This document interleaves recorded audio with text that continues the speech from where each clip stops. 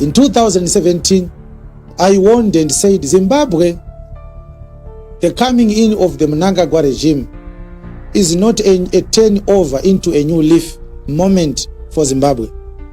It's a dark moment. The day the coup was done, yes, and the people were marching and celebrating in the streets, I was preaching on First Street.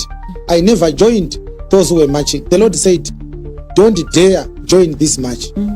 These people don't know what they are marching about. Go and tell them. And I said, this new regime is not going to improve the Zimbabwean situation. It's going to get worse. And I cited so many things. I said the manner in which they removed Mr. Mugabe was not approved by God. That's what I said. They used the people in the streets to show the international community that Mugabe was removed by public disapproval. But Mugabe was removed by a military coup. He was under house arrest. And that coup was not bloodless. People died in that coup. And so many people do not want to admit that. I also said the other reason why they are not going to turn around the fortunes of Zimbabwe, it is because they are bloodthirsty. They love to kill.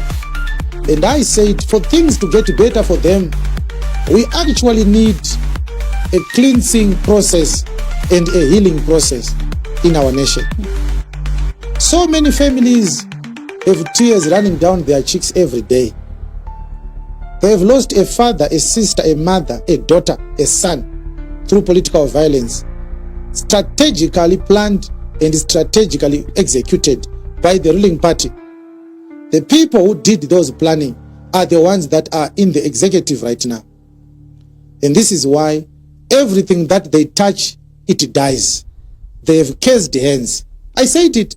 I said, Mr. Mnangagwa's hands are cursed. If he touches a newborn baby, the newborn baby will die. If he touches an old man, the old man will die. His hands are cursed. He has presided over the killing of his own people. A leader is a shepherd. The people are your sheep. You can't be a shepherd who kills every sheep that behaves in a nonsensical way in your opinion. I don't like this sheep, kill it. This sheep doesn't talk like other sheep, kill it. That one is always a restless, kill it. A shepherd does not kill misbehaving sheep. No, you don't. So he became a president of the very people that he was killing for the past 37 years. And when it matters, when it comes to blood, it matters. Blood matters, my brethren. Zimbabweans, blood matters. Ropa rine basa mfunge. Azvina mhosva kuti munhu makamisira mushonga mwe poison mutii kana kuti makamutsika nemotikari kana makamufura nepfuti. Panofa munhu pega pega mwari anenge akapatarisa. There is one thing that God will never turn a blind eye on. It's the murder of innocent people. There is nothing you can do. You can do as many prayer breakfast meetings with rogue pastors and rogue ministers of religion. It will never work. Don't shed innocent blood if you want to lead the people. It will never work for you. But do they listen? They don't. They branded me an enemy of the state. They started hunting me. They tried several times to kill me. And I survived several assassination attempts. As I speak now, I have metals in my body because the government of Zimbabwe tried to kill me. Where are we now? Where are we now? We now have a new currency called ZIG. From the RTGS currency, we had a currency that was called RTGS. And yet we had another currency called bond note. Three currencies in one era, in Mnangagwa's era. We have three types of Zimbabwean currencies. The first one was called bond note. The second one was the RTGS. This time we have a ZIG. And what do they say? They say the new currency, $1 of the ZIG currency is worth more than $2,000 of the RTGS currency. How can a central bank print different currencies for the same state with different exchange rates? How can we have an exchange rate for a Zimbabwean currency? One RTGS versus one ZIG currency. That's embarrassment. And listen to me. What is more embarrassing is until today, not even the finance minister, nor the president, nor the central bank governor has admitted that their fiscal or their monetary policies have failed. The introduction of the Zig currency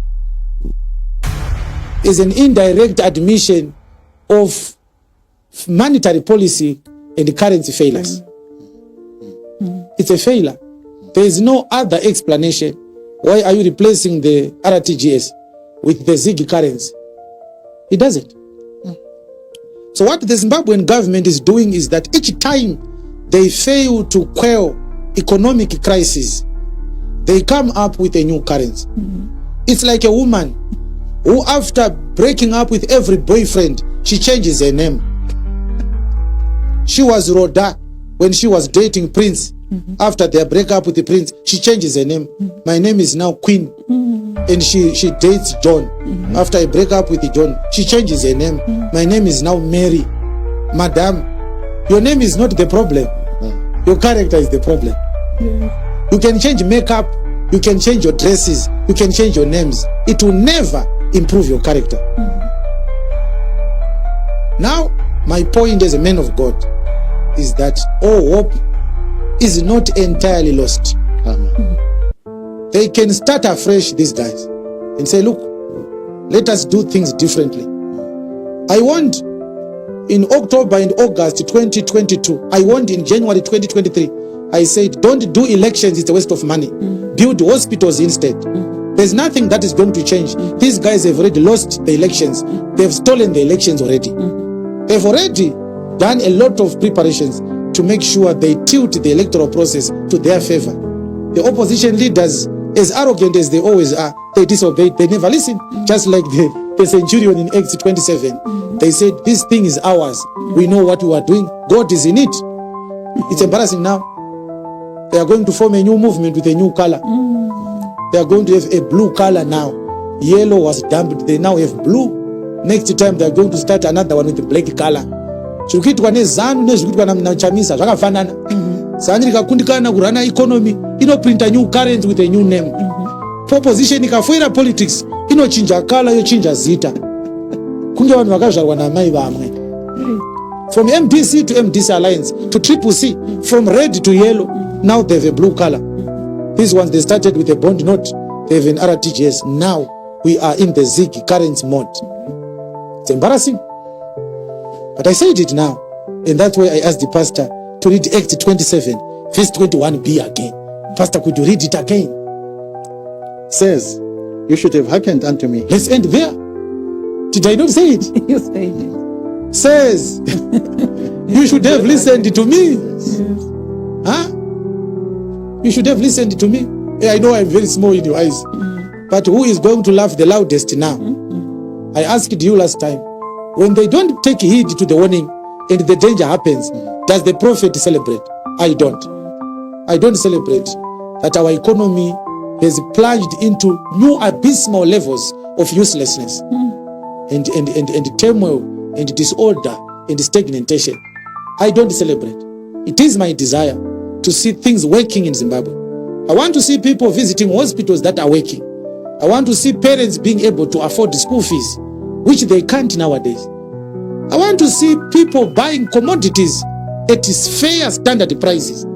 It is only in Zimbabwe that a 2-liter bottle of Mazoe costs $5. 2 liters of drink in other countries, it's $1 something, $2 something at most.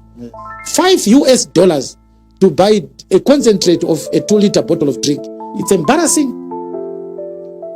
They have failed. They have failed. They have failed. Mr. Makandiwa, he said, Mr. Mnangagwa is doing a wonderful job in bringing back our economy. Of course, Mr. Makandiwa cannot comment on these things. He is not only a spiritual empty soul, he is also an empty head. He doesn't know the economic indicators that are used to analyze whether the functions of an economy are on the negative or on the positive side. You have to look at the balance of payment. We are importing more than we are exporting. That is not a positive indication of progress of an economy. You have to look at the exchange rate. You have to look at the per capita income of the economy, the ordinary citizen. You have to look at the standard of living You have to look at the minimum wage. You have to look at what is the fraction of the annual budget dedicated to infrastructural development. Our budget is spent more on the wage bill than on capital projects. That's not progress in an economy. This is basic economics. But from a spiritual side, says, you should have listened to me.